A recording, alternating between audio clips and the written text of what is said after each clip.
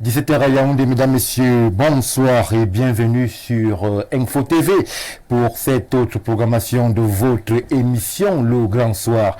Le Grand Soir, ce soir justement, en ce 4 mars 2024, nous épiloguons sur diverses thématiques qui vont nous amener tout d'abord du côté de la sûreté de l'État avec ce message porté de monsieur le délégué général à la sûreté nationale qui instruit à tous les directeurs régionaux de veiller à la stricte application en parlant, en évoquant les autorisations de sortie de hautes personnalités au Cameroun. C'est une note qui est signée le 29 février 2024. Nous évoquerons cette actualité ce soir dans le Grand Soir. Nous irons aussi dans les arènes sportives et même dans l'administration du football avec en filigrane la présidentielle de 2025.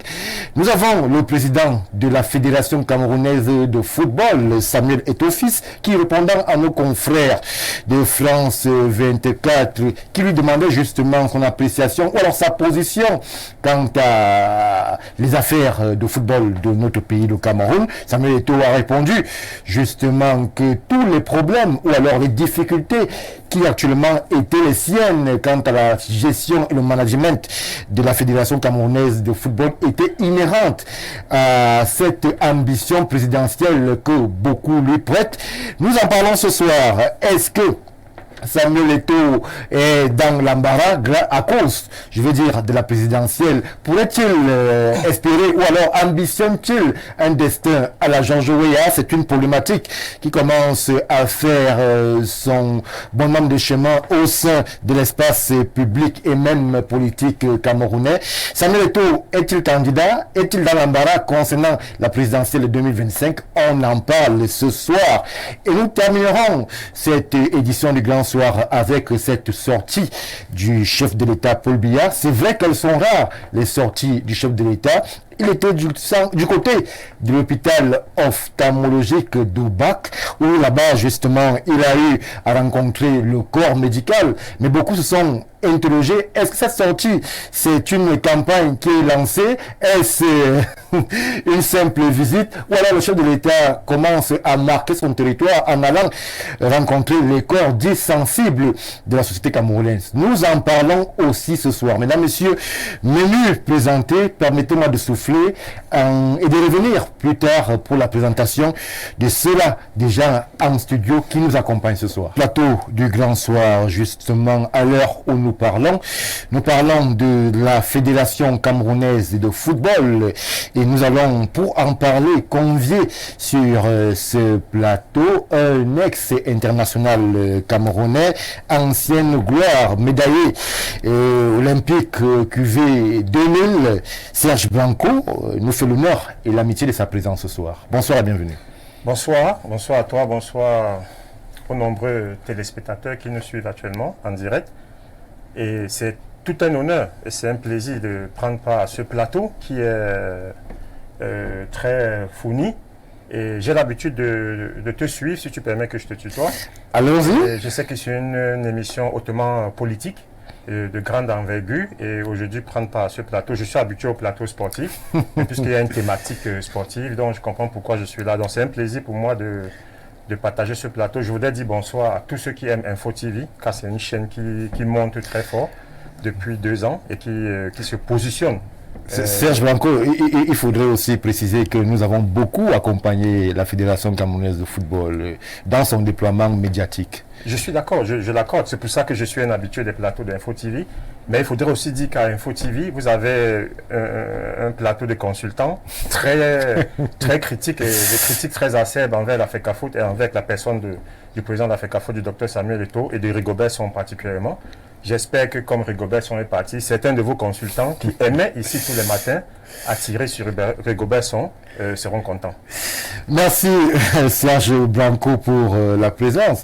Le consultant ne fait que son travail, il donne une opinion, il exprime un avis qui peut être celui de l'ensemble des Camerounais ou alors un avis particulier. Mais il est là pour ça, pour donner cet avis, pour permettre à ce que les autres aussi se fassent leur propre opinion et peut-être fassent leur propre analyse. On nous dit souvent que les consultants suivent suivant la ligne éditoriale de la chaîne. Bon, je ne pense pas que je connais le promoteur de votre chaîne, M. Mveng, qui est un professionnel dans l'âme et qui est quelqu'un de très correct. Donc, je ne pense pas que la ligne éditoriale d'Info TV soit une ligne contre la FECAFOOT, non.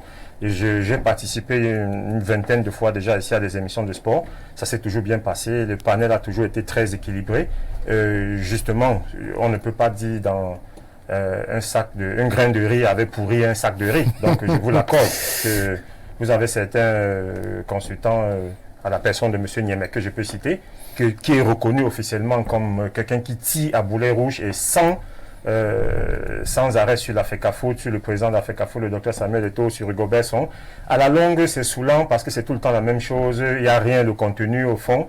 Il n'y a rien d'important. On n'apprend rien aux téléspectateurs. On sent même que c'est peut-être une aigreur, même une jalousie à la base. Donc, on va parler jusque-là, Serge Blanco. C'est mon avis aussi, je vous le donne parce que je suis invité et je dois dire ce que je pense. Mais j'aime beaucoup Info TV, mais juste que on a parfois à certains moments, on pense que c'est pas la ligne éditoriale, mais c'est juste certains consultants qui sont comme ça. Donc, on est dans un pays où la libre expression est très avancée. Le président de la République avait dit qu'on gardera de lui, qu'il nous laissera il nous avait dit, c'était quoi le mot encore, si je me rappelle?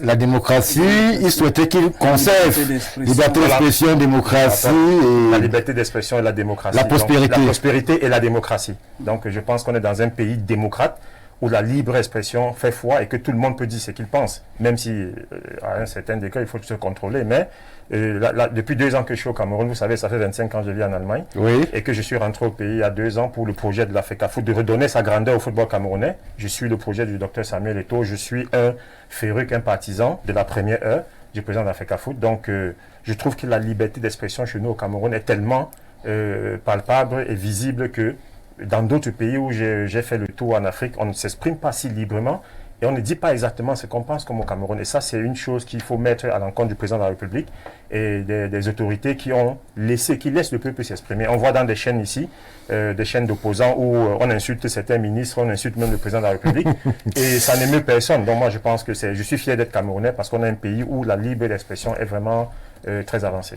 Merci Serge Blanco pour vos éloges à l'endroit de Info TV, de son promoteur et même du chef de l'État qui porte sur lui l'estampille de cette liberté d'expression qui nous permet de vous donner la parole à longueur de plateau pour exprimer les opinions qui sont les vôtres concernant les diverses actualités que nous avons inscrites à l'ordre du soir. Je m'en vais tout de suite vers ma gauche avec un leader jeune, opérateur économique, homme de Dieu, docteur Jean-Moïse Mbok sur ce plateau. Vous êtes représentant de la société civile. Bonsoir et bienvenue.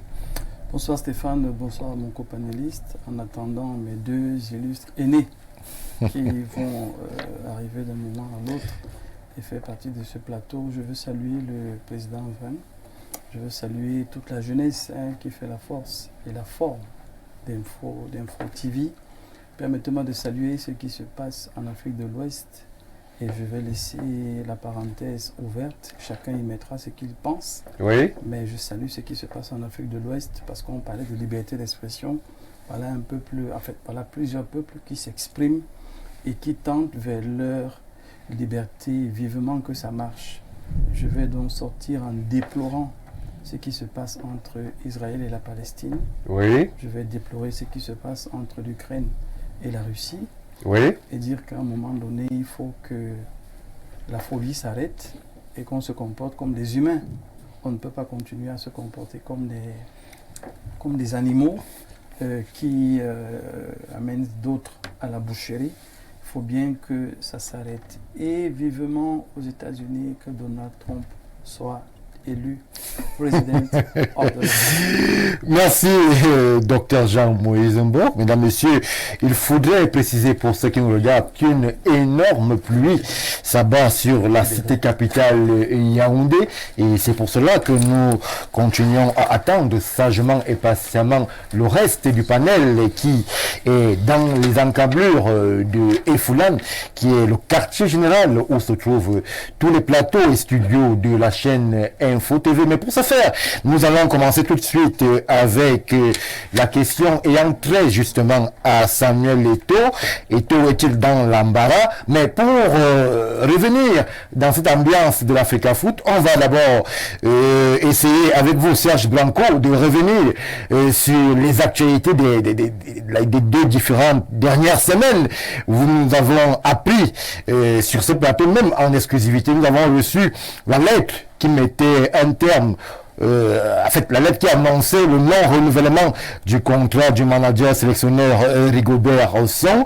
C'est une lettre qui a été diversement appréciée, mais nous avons eu le porte-parole de Samuel Eto'o sur un plateau spécial ici hier, qui a précisé que le non-renouvellement du contrat de Rigobert Song était de l'apanage de la fédération. Est-ce que nous avons bien compris, ou bien il y a des choses qu'il faudrait repréciser sur ce cas Rigobert Song? Oui, il faut le dire ici que déjà, une autre échappe que j'ai, que vous avez oublié de préciser, je suis porte-parole des Lions de la génération 2000. Donc la génération de Rigobert Song, Samuel Eto'o et la mienne, des champions d'Afrique et les vainqueurs de la double Coupe d'Afrique 2000-2002. Je voulais d'abord remercier ici le président d'Africa Foot, le Dr Samuel Eto'o, et la présidence de la République d'avoir porté son choix sur un de nôtres, le capitaine Courage, Rigobert Song. D'avoir pensé qu'un Camerounais enfin pouvait être nommé sélectionneur manager des Lions indomptables, parce qu'on a eu des Camerounais avant qui étaient à la tête de la sélection mais qui n'avaient jamais été pris en compte, ils n'avaient jamais été respectés. Ils avaient été nommés par défaut. Aujourd'hui, pour la première fois dans l'histoire du football camerounais, on a un sélectionneur camerounais qui a été nommé officiellement, qui a signé un contrat et qui touche son salaire régulièrement pendant toute la durée de son contrat. Ça, c'était du jamais vu dans l'histoire du football camerounais. Et pour cela, je dois remercier le président de l'Africa Foot, le Dr Samuel Eto'o, qui l'a proposé à la présidence, et le président de la République, qui est le seul président de la République au monde qui a gagné 5 Coupes d'Afrique, un Jeux Olympiques, une finale de Coupe intercontinentale. Il faut le préciser, c'est très important. Donc, le président de la République c'est pour ça qu'on l'appelle le premier sportif camerounais, le Grand Lion, parce qu'il est le premier vraiment dans la forme et dans le fond. Après avoir dit ce merci, je voudrais dire ici que malgré le fait que notre coéquipier, Rigobert Song de ma génération, son contrat n'a pas été reconduit, nous sommes quand même fiers de savoir qu'il nous a rempli de joie à certains moments donnés, comme la qualification pour la Coupe du Monde contre l'Algérie à Blida, qui était un espoir et qui avait vraiment donné beaucoup d'espoir au peuple camerounais. On a vu des gens sauter, danser dans les rues, casser des marmites et tout. Donc ça, il faut mettre à l'encontre de Rigobert Song. Tout ce qu'il a fait n'était pas mauvais. Rigobert Song nous a créé un espoir à la Coupe du Monde en faisant que les Lions deviennent la première nation au monde à avoir battu le Brésil dans une Coupe du Monde. Ça fait que c'est certains espoirs, c'est vrai. L'attente était énorme. Le sélectionneur Rigobert Song n'a pas pu aller au bout, n'a pas pu satisfaire les Camerounais. Vous savez déjà qu'à la base, il faut préciser, si le non-renouvellement, parce qu'il faut dire le non-renouvellement et non le limogeage de Rigobert Song. C'est la précision qu'on souhaitait que vous puissiez apporter au public sportif camerounais, parce que beaucoup ont supputé sur le limogeage, alors qu'on va préciser que le contrat de Rigobert Song arrivait à échéance le 29 février 2024 et justement il n'a pas été reconduit par l'instance fêtière, c'est-à-dire la fédération. Je vais relever l'ambiguïté qui reste dans ce limogeage, parce qu'on a vu du côté du ministère du Sport une tutelle qui n'a pas, dans l'être de la tutelle d'abord été pour moi déjà irrespectueuse en la personne de Rigobert Song, qui est quand même un capitaine courage, qui a été pendant 20 ans le capitaine des Lions indomptables du Cameroun. Quand on lui dit qu'on ne va pas continuer à travailler avec lui, moi je pense que sous la forme, on lui doit un peu de respect. Le ministre du Sport a dit qu'on ne pouvait plus le payer. Il faut dire ça clair net pour que les gens comprennent dans la rue. Il a dit, on ne peut plus continuer à payer le salaire que tu touches. C'est pour ça qu'on ne va pas continuer à travailler avec toi. Alors, à ce niveau, on va évoquer quel aspect, l'aspect financier ou l'aspect sportif. Pourquoi en avant l'aspect financier, pour expliquer pourquoi Rigobert Song ne continuait pas. Alors que l'Africa Foot, qui est l'organe technique de football camerounais, qui nomme, je vais le dire, ou bien qui propose le sélectionneur, et que la présidence donne l'instruction au ministère de valider la nomination, a dit qu'on avait décidé de ne pas continuer avec Rigobert Song pour objectifs non atteints. Les objectifs, c'était lesquels? Il faut le dire. quand Rigobert est nommé à la tête des Lions indomptables, certains objectifs lui sont fixés. Ça veut dire qualifier les Lions pour la Coupe du Monde au Qatar, qualifier les Lions pour la CAN et atteindre au moins les demi-finales. Il a qualifié pour la Coupe du Monde, il a qualifié pour la Coupe d'Afrique, mais il n'a pas atteint les demi-finales. Et en plus, jusqu'à là, on pouvait comprendre. Il a atteint les huitièmes de finale, et même quand vous regardez la CAN, les clubs qui ont atteint les huitièmes finales n'ont pas limogé les coachs. Oui. Quand vous voyez les 5 premières nations africaines qui étaient à la Coupe du Monde, sont sortis au premier tour de la CAN ou arrivés au huitième de finale. Donc, c'était une déception générale. Ce n'était pas seulement le Cameroun qui n'avait pas été à la hauteur. Les grandes nations du football africain n'ont pas été à la hauteur lors de cette CAN. Mais, comme Rigobert sont sur le plan du jeu pratiqué, sur le plan des attentes énormes qui avaient été mises à sa personne, n'a pas été à la hauteur. Parce que moi, quand j'ai vu ces Lions jouer, oui, sur le plan du jeu, je n'ai pas été satisfait. Je n'ai pas vu un système de jeu. Je n'ai pas vu une tactique positive. Donc, est-ce que pour revenir un peu plus en amont, Serge Blanco, est-ce que Rigobert était l'homme de la situation? Oui. Lorsqu'il est choisi, il a quand même un passif avec les sélections inférieures. Est-ce que vous pensez que c'était le choix opportun à l'instant précis où on voulait un local, un national à la tête de la sélection Fagnon? Rigobert était l'homme qu'il fallait pour ce projet à long terme. On ne l'a pas laissé à long terme. Moi, je vis en Allemagne depuis 25 ans. Vous savez, la Coupe du Monde 2006, l'Allemagne est allé chercher Jürgen Klinsmann, qui n'avait pas un CV.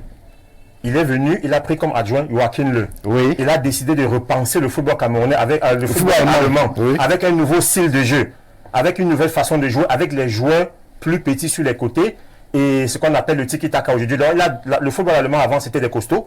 Des gars, on faisait des centres et on marquait. Il a mis cette nouvelle façon de penser le football. Et 10 ans après, vous avez vu qu'en 2014, l'Allemagne a gagné la Coupe du Monde avec cet adjoint qui était Joachim Löw, que Jürgen Klinsmann avait fait venir pour son système de jeu. Moi, je pense que dans la tête du président de l'Africa Foot, du Dr Samuel Eto'o, c'est ce qu'il a voulu faire. Déjà, c'était déjà une très bonne chose de nationaliser le banc de touche camerounais. Ce que beaucoup de Camerounais ont réclamé depuis longtemps. On demandait, il faut un Camerounais sur le banc de touche. Parce qu'on a fait venir des expatriés de renom qui n'ont rien foutu ici. Ils ont pris 80 millions, 60 millions. Et sur le plan du jeu, et même des trophées n'ont pas gagné. Donc, moi, je pense qu'il fallait penser à nationaliser le banc de touche, ce que le président de l'Africa Foot avait bien pensé, avait bien fait. Oui. Maintenant, il fallait qu'on donne du temps à cet entraîneur national à qui on a fait confiance. Rigobert a été nommé dans une situation d'urgence que vous connaissez bien pour aller à la Coupe du Monde. Et on peut comprendre que jusqu'à la Coupe du Monde, c'était cohérent. Mais après la Coupe du Monde, on a vu des matchs amicaux, on a vu des matchs qu'il a livrés. Il n'y avait pas de fond du jeu, il n'y avait pas de suivi sur le plan tactique. Et alors, la défaillance de la CAN vient confirmer tout ce mal-être que les Camerounais avaient déjà pour notre équipe nationale. Je vais expliquer ça pourquoi. Très rapidement. Le programme à long terme de Rigobert, c'était, il a trouvé une équipe vieillissante qui avait une moyenne d'âge de 28-29 ans et il pensait qu'il fallait rajeunir l'équipe. Et ce qu'il a bien fait, parce qu'à cette CAN, on avait 13 joueurs de moins de 25 ans qu'il a inséré dans l'effectif. C'était déjà un plus pour l'avenir. Mais l'erreur qu'il a commise à mon niveau, c'était de faire confiance à cette jeunesse qu'il a rajeunie. Donc ça veut dire quand vous rajeunisez un groupe, vous faites confiance à ces jeunes que vous avez incorporés dans l'effectif. Il ne leur a pas fait confiance? Il ne les a pas complètement fait confiance. Il a continué à jouer avec ceux qui étaient sur la pente défaillante. Oui. Sur les joueurs qui étaient vieillissants et qui ne pouvaient plus courir. Et quand vous avez vu ces Lions jouer, je vais vous prendre juste un exemple. Allez-y. Regardez la moyenne, le parcours d'un footballeur de haut niveau. Combien de kilomètres un footballeur de haut niveau parcourt au cours d'un match international? C'est entre 7 et 8 kilomètres. Les meilleurs, comme ceux qui arrivent au bout, qui gagnent la coupe, c'est entre 10 et 11 kilomètres. L'équipe du Cameroun à cette CAN a couru moins de 5 kilomètres. Donc vous comprenez que quand vous courez moins de 5 kilomètres et que la moyenne est 7 à 8 kilomètres, vous ne pouvez pas aller loin. Et ce que je trouve qui n'a pas été bien fait du sélectionneur, c'est qu'après le premier match contre la Guinée, où on a été défaillant, où à 11 contre 10, on n'a pas pu dominer notre adversaire. Il fallait complètement, au deuxième match, faire comme ce que MS Faye a fait avec la Côte d'Ivoire, quand il a pris l'équipe, faire sortir ces sénateurs qui ne couraient pas et qui marchaient sur le terrain, et faire confiance à cette jeunesse qu'il a sélectionnée pendant 2 ans, qu'il a testé et qu'il a amené à la CAN. Ce qu'il n'a pas fait, il a continué à faire confiance avec ses anciens qui l'ont finalement lâché. Merci Serge Blanco. Jean-Moïse Mbok, les Camerounais sont restés sur leur fin durant cette CAN, eux qui avaient tout misé sur le capitaine Courage, eux qui avaient réclamé un local à la tête de la sélection Fagnon. On a eu l'impression que Rigobertson n'a jamais trouvé son système, il n'a jamais trouvé son équipe, et finalement ce qui devait arriver est arrivé, son contrat n'a pas été reconduit. Alors pourquoi, d'où est-ce que naît cette ambiguïté ou alors cette dissension sur la forme de cette non-prolongation de Rigobertson? Le ministère s'est exprimé, a évoqué des questions de salaire. La FECAFOOT, qui est l'entité technique, a plutôt pensé à une défaillance en termes de résultats du manager sélectionneur. D'objectifs non atteints. Merci pour la précision. Est-ce que normalement on devait arriver à cette dichotomie en termes de langage? C'est bien la preuve qu'il y a un sérieux problème même de communication en interne, oui. Pour ne pas dire en externe, parce qu'en fait, on devrait avoir une fédération et sa tutelle qui viennent communiquer, mais j'ai envie de dire le même langage. Revenons à ce que Serge disait, que je trouve très pertinent. Rigobertson prend une équipe qui est vraiment sur la pente descendante. On n'a pas une équipe reluisante, on a une équipe difficile, on a une équipe en problème. Souvenez-vous même que l'ancien coach est pratiquement chassé. Parce que l'équipe se portait mal. Voilà l'équipe que les Rigobertson prend. Alors, à ce niveau, aujourd'hui, les Camerounais assez nostalgiques estiment que peut-être qu'il aurait mieux fallu laisser Conceição continuer. Avec lui, on était quand même troisième à la CAN. C'était la mémoire très courte. C'était la mémoire très courte. Et il faut, à un moment donné, que les Camerounais comprennent qu'il faut parfois donner le temps, ou alors se donner le temps de construire un projet. Ça ne se suppute pas, ça ne s'invente pas, ça se construit. Une équipe de football, ce n'est pas en 2 ans qu'on l'a construit. Encore une équipe dans l'état de celle que Conceição va laisser. Avec en déclivage, les difficultés, le désintérêt même en interne. Parce que quand je parle de la course, c'est en fait référence à l'engagement des joueurs, à leur intérêt. Mais on a aussi vu cela du côté de la Côte d'Ivoire. Ces joueurs qui ne mouillaient pas le maillot. Quand on essaie de faire le ratio entre l'équipe de Conceição et l'équipe de Rigobertson, on a eu le même problème avec une catégorie de joueurs qui estimaient, j'ai bien aimé le terme sénateur, ces sénateurs qui estimaient qu'ils sont arrivés, qu'on devait les appeler vénérables. Donc, quand ils sont sur le stade, c'est suffisant pour faire peur à l'adversaire. Mais non, en 90, Maradona était le meilleur, mais il n'a pas pu faire peur à ce lion indomptable qui était venu pour jouer, pas pour respecter le monument. Oui. Il faut donc que certains joueurs camerounais comprennent que peu importe votre palmarès, peu importe votre niveau, le football, c'est match après match. Qui doit leur faire comprendre lorsqu'ils arrivent, chacun arrive quand il veut, chacun dit ce qu'il veut, la communication n'est pas totalement maîtrisée, c'est des querelles à n'en plus finir, c'est des luttes de clans, c'est des chambres qu'on refuse de partager entre coéquipiers. Qui doit leur faire comprendre qu'il y a une discipline à respecter lorsqu'on est un lion indomptable? Quand on est professionnel, ça veut dire qu'on appartient à un club où il y a de la discipline. Ça veut dire qu'on sait comment ça se passe ailleurs. Et ils savent comment ça se passe ailleurs. Vous vous souvenez, le porte-parole du président a dit quelque chose. Oui. Je vais paraphraser. Il y a trop d'interférences dans la gestion, je vais même dire simplement du club, en fait de l'équipe de football. Je ne parle même pas de la FECAFOOT, de l'équipe même. Si 45 minutes avant, un X appelle le coach pour dire tu mets tel, un autre appelle non. On a aussi bien suivi le porte-parole qu'il n'a pas été capable de pointer du doigt, de citer un nom. Ce n'était pas son but. Il n'était pas là pour ça. Là, on nous engage dans une boule de cristal dans laquelle les Camerounais ne se reconnaissent pas. Il a décrié une réalité qu'on peut vivre. Vous savez, Rigobertson, tôt ou tard, va faire une sortie et va expliquer ce par quoi il est passé. Tenez-vous tranquille, ça va arriver. Peut-être certains noms vont sortir. Il faut dire la vérité aux Camerounais. Si on veut construire le football camerounais, la discipline commence en haut. C'est le chef de l'État qui est le patron de cette équipe. C'est le ministre des Sports qui est censé être un super patriote, oui, qui sait que l'équipe du Cameroun est hautement importante pour cette nation.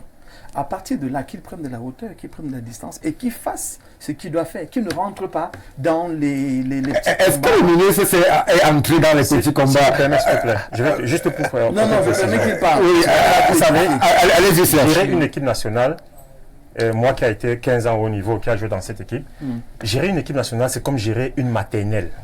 Vous savez, c'est grave. C'est juste des joueurs professionnels sont des enfants. Chacun vit avec ses caprices. Chacun est capricieux.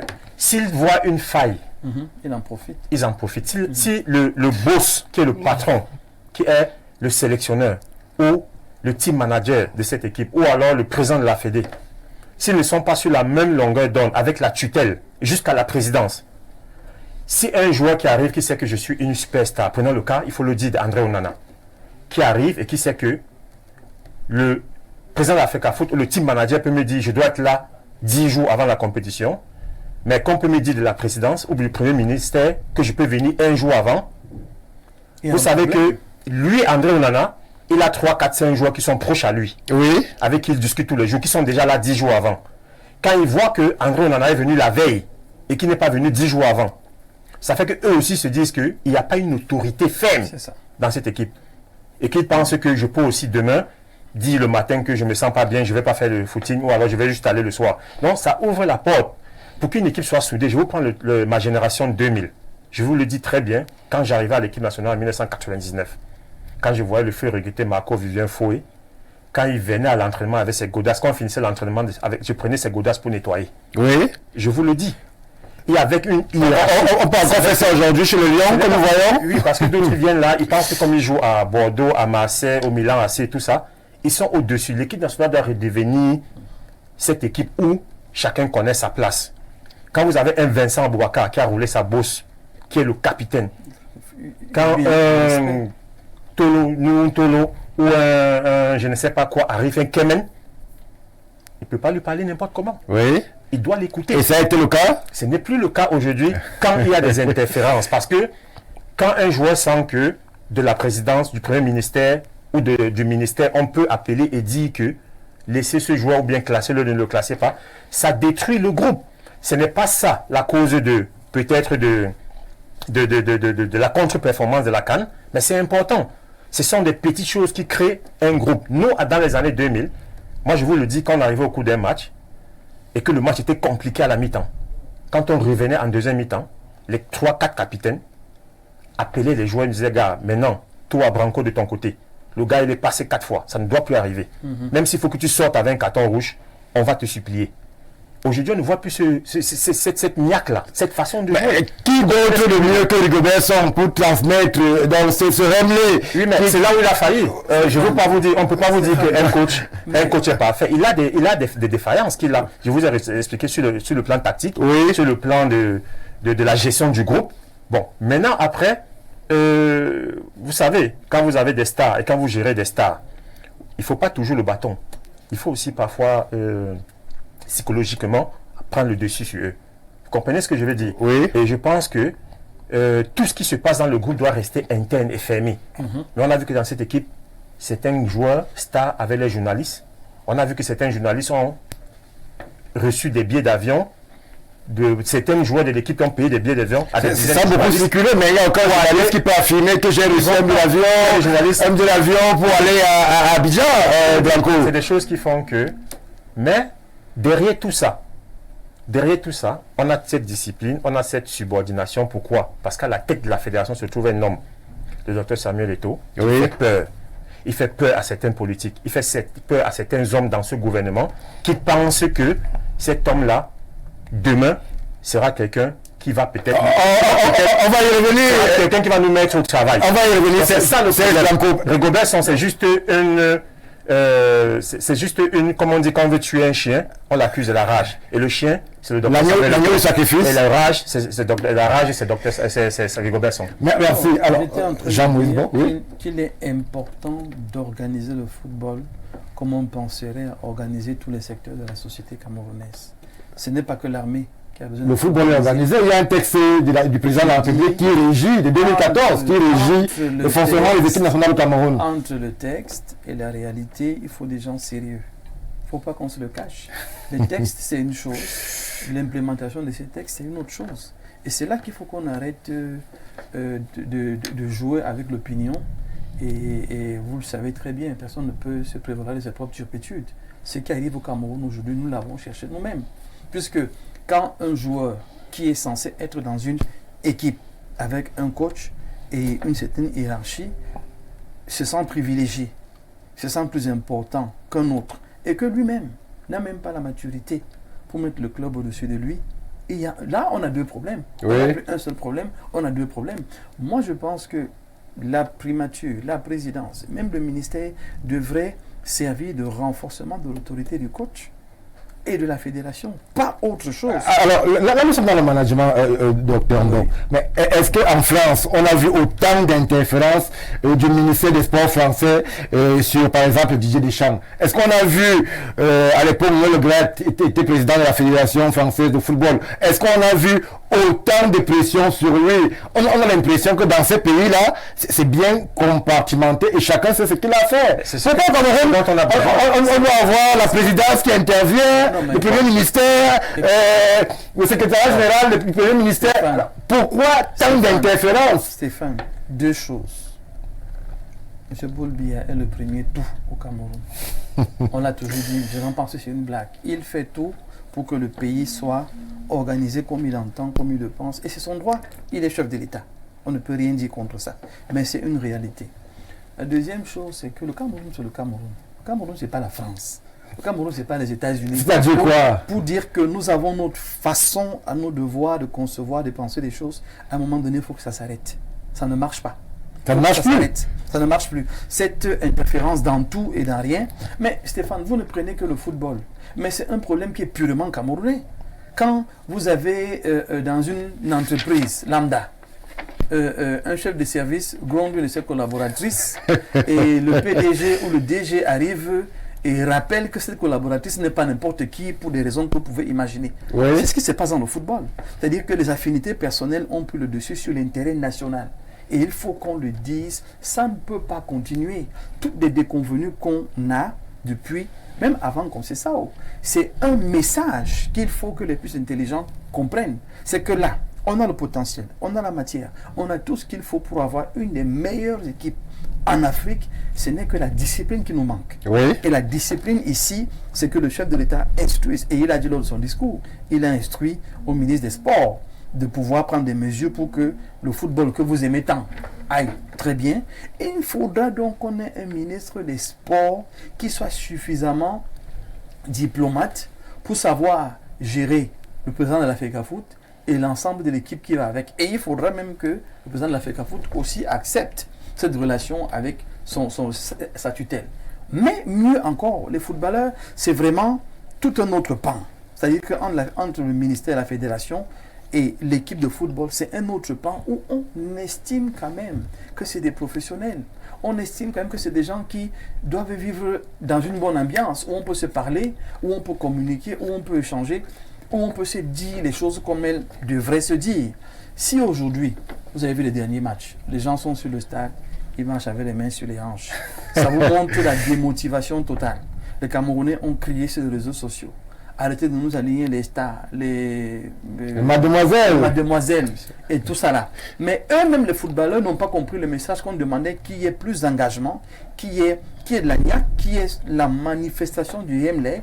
Et se sont dit de toutes les façons, nous sommes des cadors, on s'en fout, qui va nous enlever. Bon, aujourd'hui, vous avez le cas Rigobert Song, qui n'est même pas un problème en fait. Rigobert Song, c'est infusible. Parce que le vrai problème, c'est le manque de discipline.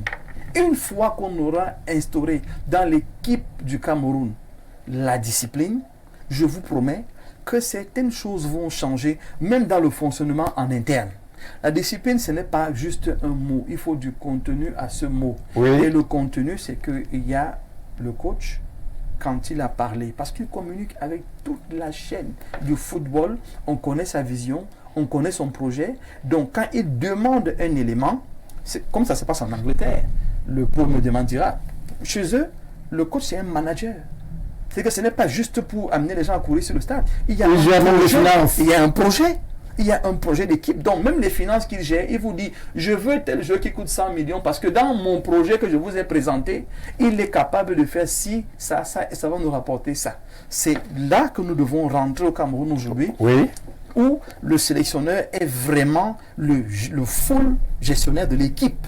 À partir de là. Mais lui-même l'a dit, est-ce qu'il a exprimé cette particularité de la Rigobert Song? Il a dit qu'il était manager sélectionneur. Il a dit ce qu'on lui Mais est-ce qu'il utilisait cette compétence-là véritablement? On lui a dit ce Non, que... si tu permets, pourquoi chez nous, ça va pas être possible? N'allons pas là-bas. On a dit que dans l'organisation qu'on doit avoir, il faudra une fois de plus, et ça revient à mon plaidoyer, Stéphane, la société civile milite de manière profonde à un dialogue.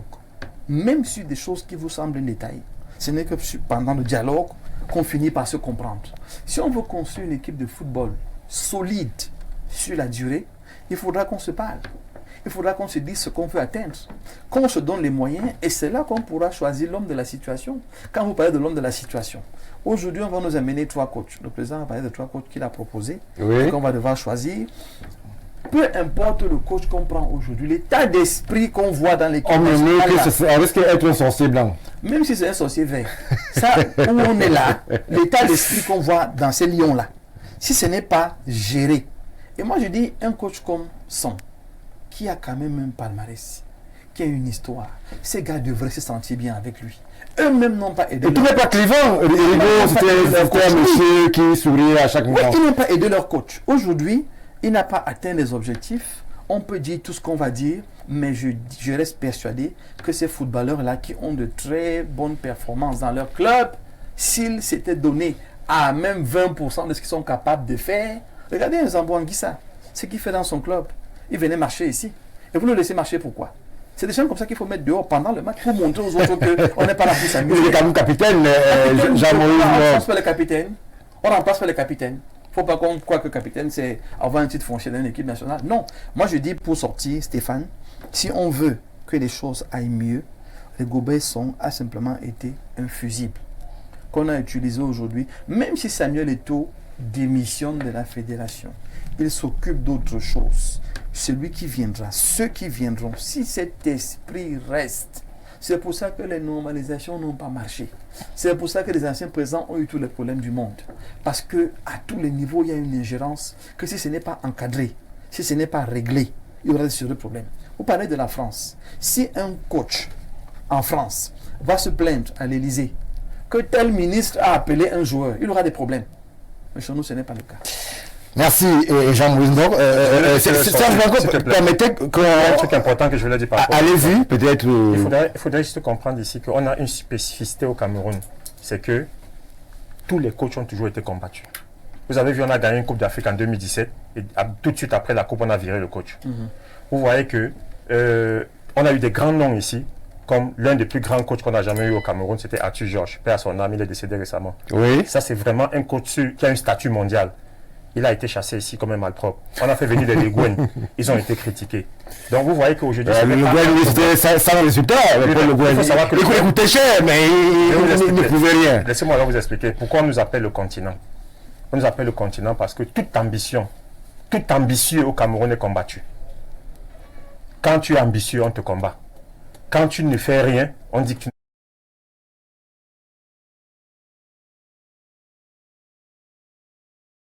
de tes pères camerounais, parce que le Camerounais ne sait pas être reconnaissant. Le Camerounais est de nature impatient, parce que Rigobert Song venait pour un projet. Oui. Pour faire gagner une équipe. Le Sénégal dont vous prenez, ils ont fait 6-7 ans sans rien gagner. Ouais. Ils ont commencé à gagner après la 8e année de Cissé. Vous parlez des jeunes Sénégalais qui gagnent tous les tournois, ou les Nigérians qui gagnent tous les tournois, U15, U17 ou U20. Vous savez pourquoi? Parce que le président d'Africa, le docteur Samuel Eto'o, a joué au niveau. Il sait comment on fait pour gagner chez les jeunes. C'est insérer la CNI dès l'âge de 8 ans, 10 ans. Oui. Parce qu'on a des joueurs, comme le porte-parole l'a dit hier, qui ont 25 ans, mais ils vont jouer à la Coupe du Monde de U15, U17 contre les Brésiliens, les Uruguayens. C'est pour ça que le Nigeria, le Sénégal, ils gagnent tout au U15, U20. Mais une fois arrivé à l'équipe A, ces joueurs qui ont 25 ans, ils jouent maintenant contre des gens qui ont vraiment leur âge. Et ils n'ont pas le niveau. Donc quand on a instauré la CNI ici, ça fait du boucan. Ils ne comprennent pas c'est quoi le professionnalisme. C'est un projet à long terme, c'est une vision. Quand Rigobert Song vient avec un projet et qu'il doit rajeunir l'équipe et qu'il doit insérer, après avoir fait l'espoir, la première année de Rigobert Song, c'était espoir sur espoir, c'était Blida, c'était le Garoua pour la CAN, c'était la remontada à la Serbie, c'était le Brésil. Mais après ça, on ne vit pas sur les espoirs. C'est ça. Une fois que tu as fini les espoirs, tu entames quoi? La reconstruction, comme il a dit. Et la reconstruction vient avec le rajeunissement de l'effectif. Mais le problème, c'est qu'une fois que tu as rajeuni l'effectif, tu les laisses jouer. Et moi, je crois que c'est la seule erreur qu'il n'a pas commise, ou qui n'a pas eu, qui est la seule erreur qu'il a commise, ou qui n'a pas eu le temps d'imprégner. C'est de rajeunissement-là, mettre ce rajeunissement en valeur. Et il faudrait dire aussi que si le football camerounais, c'est ce qu'il est aujourd'hui, il faut dire c'est à cause du président de la République, parce que vous savez que l'avènement du renouveau coïncide avec toutes les grandes victoires qu'a eu le football camerounais. Les 5 Coupes d'Afrique, le quart des finalistes de la Coupe du Monde, les Jeux Olympiques, et la Coupe intercontinentale, c'est venu sous l'aide du président de la République, son Excellence Paul Biya, parce que c'est un président qui aime le sport, qui aime le foot, malgré qu'il y a des gens autour de lui qui sabotent carrément le travail du président de la République. Mais je veux le dire, le président de la République est l'homme qui a fait du football camerounais ce que nous sommes aujourd'hui.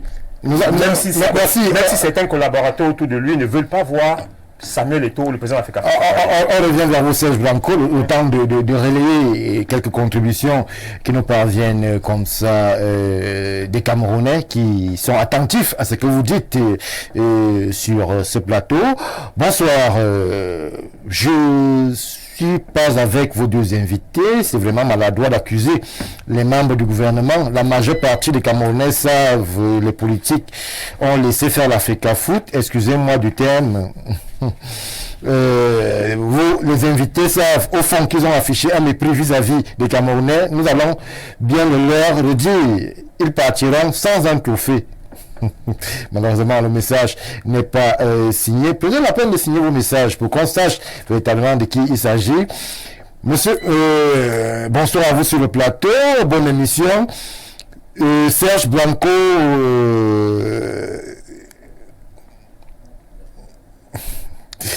est un partisan de Samuel Eto'o fils, donc il ne peut pas dire la vérité. La Coupe du Monde est le premier échec de Samuel Eto'o fils et sa bande. Je n'ai rien contre Samuel Eto'o fils, je l'admire bien, mais sa situation actuelle n'est pas terrible. Serge Blanco, le Cameroun n'a pas besoin de ça. C'est Abdel depuis Mousso qui a réagi. On va prendre les contributions, il en arrive. Bonsoir Stéphane, le consultant Dr Mbok. Alors, Dr Mbok n'est pas consultant ici, c'est juste un invité qui nous fait l'honneur malgré les conditions terribles. Il pleut abondamment dans la ville de Yaoundé d'être présent en ces lieux. Donc, bonsoir Stéphane. Dr Mbok, peux-tu nous expliquer pourquoi les Camerounais ne sont pas si exigeants avec ceux qui sont incapables de donner de l'eau potable, la CNI depuis 42 ans, mais sont très exigeants avec l'Africa Foot et Samuel Eto'o en 2 ans. J'ai lu la lettre de Mwele Kombi à Rigobertson. Mwele Kombi, éminent professeur de droit, lui a envoyé une lettre d'une médiocrité déconcertante, indigne d'un universitaire. Alors, Stéphane, l'argent du football crée beaucoup de convoitises et les mafieux tapis au ministère du football et à la présidence de la République souhaitent contrôler l'argent du football. Merci à vous, cher monsieur Kouedji Hutner de Côte d'Ivoire pour les réactions. Bonsoir à votre panel. Merci déjà pour Pelé qui est... Bonsoir à tout votre panel. Merci déjà pour Pelé. C'est votre surnom Non, Pelé, c'est ma bonne, il a confondu. Merci et son coéquipier qui ont toutes les peines à innocenter son on-là. C'est victoire depuis Créby. C'est qui tue notre pays, le Cameroun, c'est que les gens sont toujours à la recherche des exemples qui ont des problèmes afin de justifier notre misère. Merci pour la contribution. C'est qu'il doit comprendre aussi que on ne peut pas... Bonsoir panel, c'est toi qui avait soigné Blanco. On n'apprend pas à coacher en sélection. C'est le Sénégal qui devrait copier le Cameroun et non le contraire. Eto'o est là pour régler ses comptes et trouver du boulot au... Là, on ne va pas dire cela, cher monsieur. On ne va pas dire cela. Prenons une autre contribution.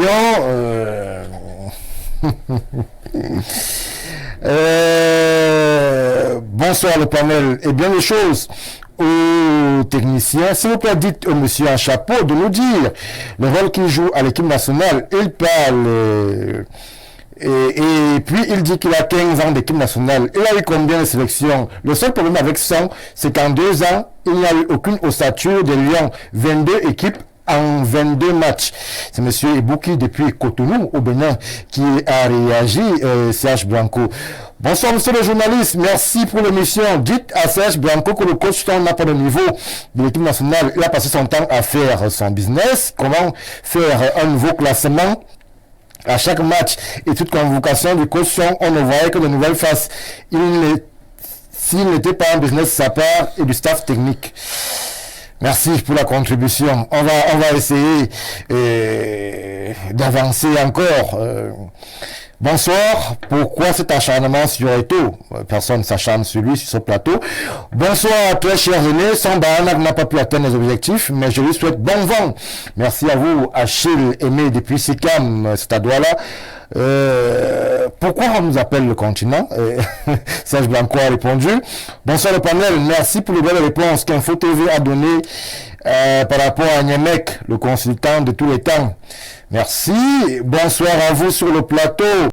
Est-ce qu'on pourrait savoir si André Onana est le seul joueur à cette classe supérieure aux autres à l'équipe nationale?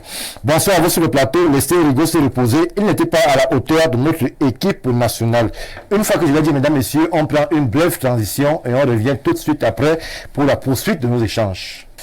Revenu sur le plateau du Grand Soir, nous continuons d'épiloguer sur la FECAFOOT, Fédération Camerounaise de Football, et restons dans la même veine avec cette affaire. Si il en est une de Samuel Eto'o concernant la présidentielle de 2025. Samuel Eto'o était chez nos confrères de France 24. Il a eu à faire des déclarations. Serge Blanco, je vais d'abord me tourner vers vous. Est-ce que vous comprenez la nature de ces déclarations-là de Samuel Eto'o concernant la présidentielle? Était-elle opportune cette déclaration alors que nous savons que nous sommes à pratiquement 1 an de cette présidentielle-là? Oui, je la comprends tellement et je vais vous expliquer, je la comprends très bien parce que dans un premier temps, quand vous avez été à la place de Samuel Eto'o, ou bien quand vous avez été proche de Samuel Eto'o, ou bien quand vous pouvez partager certains moments de convivial avec lui, vous comprenez que... Serge Blanco, depuis... en 1 minute, on va préciser à notre réalisation que Ambara, c'est plutôt eux à la place du A. Poursuivez. Ok. Donc, quand vous avez vécu ce que Samuel Eto'o vit depuis 2 ans qu'il a la tête de la Fédération Camerounaise de Football, il y a une persécution inarrêtable, il y a une pression malsaine et des gens tapis dans l'ombre qui ne souhaitent que ça chute et qui ne souhaitent qu'il échoue là où les Camerounais massivement lui ont fait confiance. Je vais vous rappeler, s'il faut revenir à la jeunesse de l'élection de Samuel Eto'o. Oui, allez-y. D'où ces problèmes partent. Parce qu'on n'a jamais vu dans l'histoire du Cameroun une élection aussi libre, en mondovision, en live à la télévision. Où, le jour de l'élection de Samuel Eto'o, il n'y avait même pas une voiture qui roulait dans les rues. Tout le monde était devant le petit téléviseur pour regarder l'élection.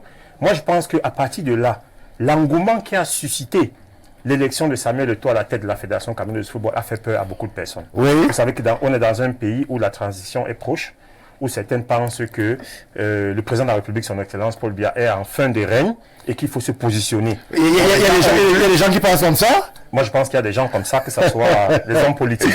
Et cet engouement, cette arrivée massive, brutale et vraiment populaire de Samuel Eto'o a fait peur à ces gens-là. Ils se sont dit, ah, ce gars-là, il veut aller où? Est-ce que la FECAFOOT n'est pas un tremplin? Est-ce qu'il ne passe pas par la FECAFOOT pour avoir d'autres ambitions? Est-ce qu'il n'a pas des ambitions? Alors que le docteur Samuel Eto'o est là pour redonner sa grandeur au football camerounais.